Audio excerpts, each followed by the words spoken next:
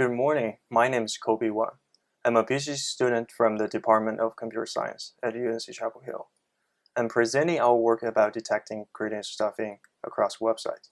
This is joint work with my advisor, Mike Reiter. During a credential stuffing attack, an attacker tried to access user accounts at multiple websites with leaked user ID password pairs obtained from data breaches, phishing, malware, social engineering, etc. If one of the users reused her password on this website, her account at this website could be easily compromised. Credential stuffing is causing harm to web service providers and users as we speak. With leaked passwords available, attackers can launch very effective credential stuffing attacks since most people reuse their passwords across their accounts. Existing approaches to mitigating harm brought by credential stuffing includes detecting and discouraging use of leaked passwords, detecting and discouraging password use, and detecting and clean up account takeovers. In addition, by imposing more authentication burden on users, two-factor and multi-factor authentication can improve users' account security against credential stuffing. However, none of the existing approaches have tried to directly detect active credential stuffing across sites. To the best of our knowledge, our work is the first to detect active credential stuffing attacks across multiple websites. Before I introduce our credential stuffing detection framework, let's first look at Anomaly Detection Systems, or ADS, which is an important ingredient in our framework design. An ADS is a system that marks a login attempt as abnormal or normal based on features extracted from users' login histories, like login IP addresses, browser user agent strings, device fingerprints. For example, some ADS simply marks a login attempt abnormal based on whether the login IP address or device is new. A more sophisticated ADS, like the one proposed by Freeman et al. In 2016, leverages multiple login features and evaluated the detection accuracy against attackers with different capability levels. In our paper, we mainly care about the two most powerful attack models. A researching attacker can submit a correct password from the same country of the legitimate user. The phishing attacker is even more powerful, that has all capabilities of the researching attacker and has an additional capability, which is obtain the browser user agent strings of the legitimate user. In our paper, the ADS serves as a sensitive tool to help identify abnormal login attempts, but it's not an authentication factor that directly decides the authentication result for a login attempt.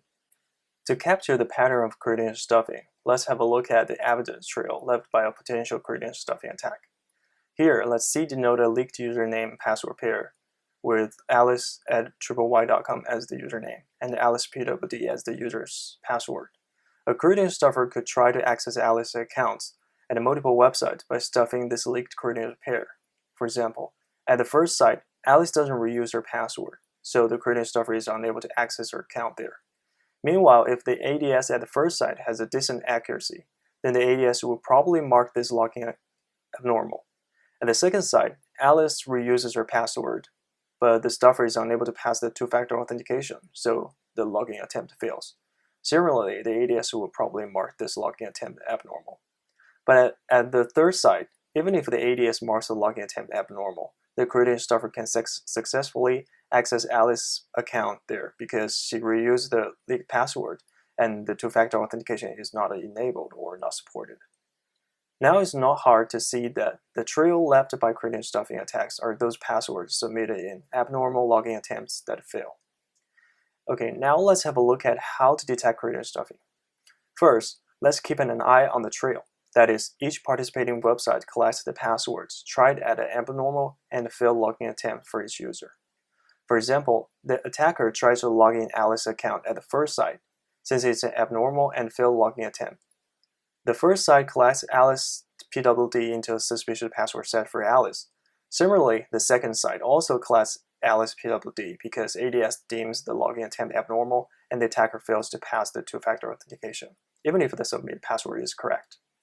In our framework, we call this process a collecting phase because this process is about websites collecting passwords submitted for abnormal and failed login attempts.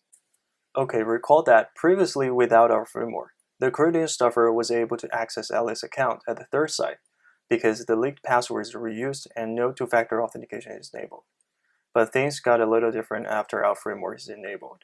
Before allowing credential stuffer to get in, when the password matches, our framework allows the site to do one more thing, which is if the ADS deems the login attempt abnormal while the submitted password is correct, the third site would ask other peer sites if they have collected the submitted password in their suspicious set for Alice. In our example, the first and the second sites would respond with yeses. If the number of yeses received by the third site is no less than a preset threshold, which is termed attack width in our paper, then the third site would see this as a positive credential stuffing detection. In our paper, this process is termed the counting phase, which includes asking, responding, counting the number of positives, and deciding if the login is part of a credential stuffing attack. Here, let's look at two important questions about detection accuracy of our framework. What if a forgetful user behaves like a credential stuffer by submitting a password to different sites? And what if an attacker tries to circumvent detection by adjusting attack strategy based on some levels of prior knowledge about the user? In our paper, we model a forgetful user as a markup decision process, whose goal is to maximize the false detection rate. We also model a credential stuffer as another markup decision process whose goal is to minimize the true detection rate. Based on these two models, we conservatively estimate the false detection rate and the true detection rate of our framework. For example, we assume that a credential stuffer has capability equivalent to phishing attackers, the most powerful attacker model in the original ADS paper. The first subgraph shows the baseline setting, which involves some level of password use and a set of 4 distinct passwords for across 10 different accounts without any two-factor authentication enabled. Each blue curve represents a different ADS threshold in the collecting phase. The black dashed curve in each subfigure is corresponding ADS accuracy in detecting abnormal logins in the original ADS paper.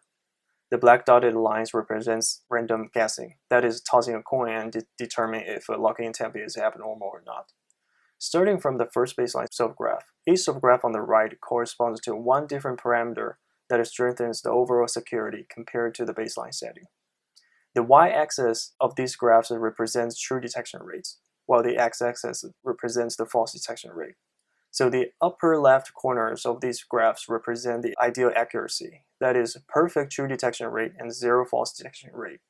As we can see here, our framework's accuracy in detecting credential stuffing, shown by the blue curves, is closer to the ideal accuracy point than the underlying ADS accuracy in detecting abnormal logins.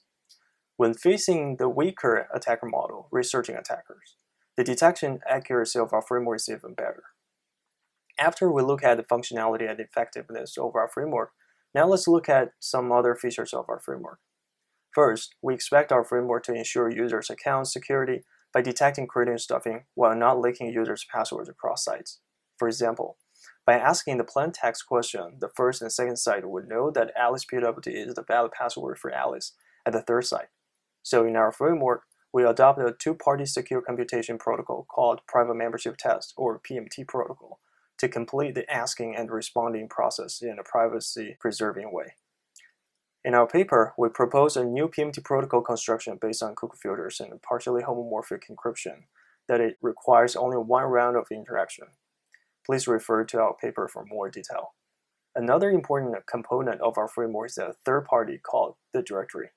The directory is a lookup table that maintains where a user has account. In our example, the directory can help the third site to locate and contact other websites where Alice has an account.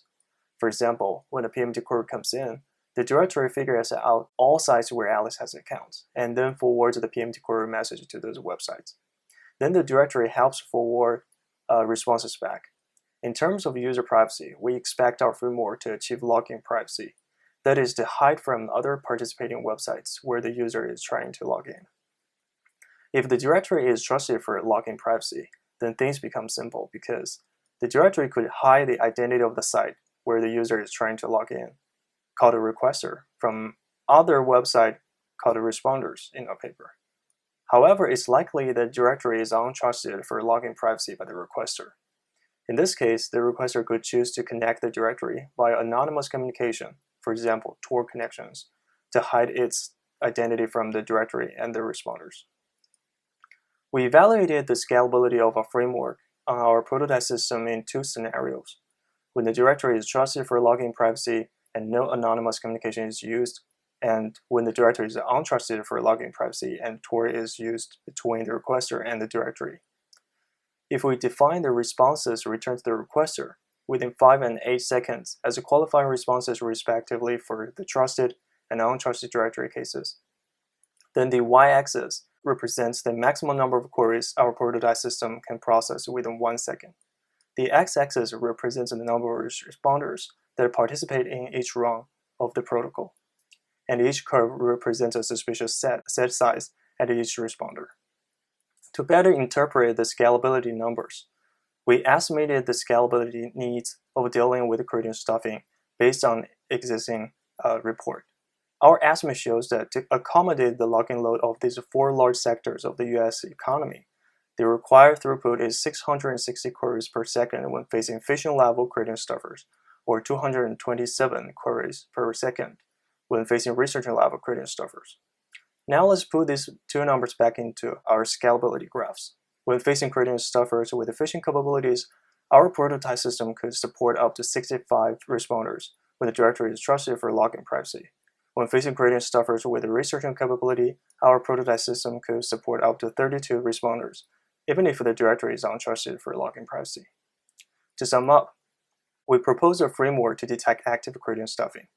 By leveraging ADS and the evidence trail left by credential stuffing, we also proposed new PMT protocol to ensure users' account security.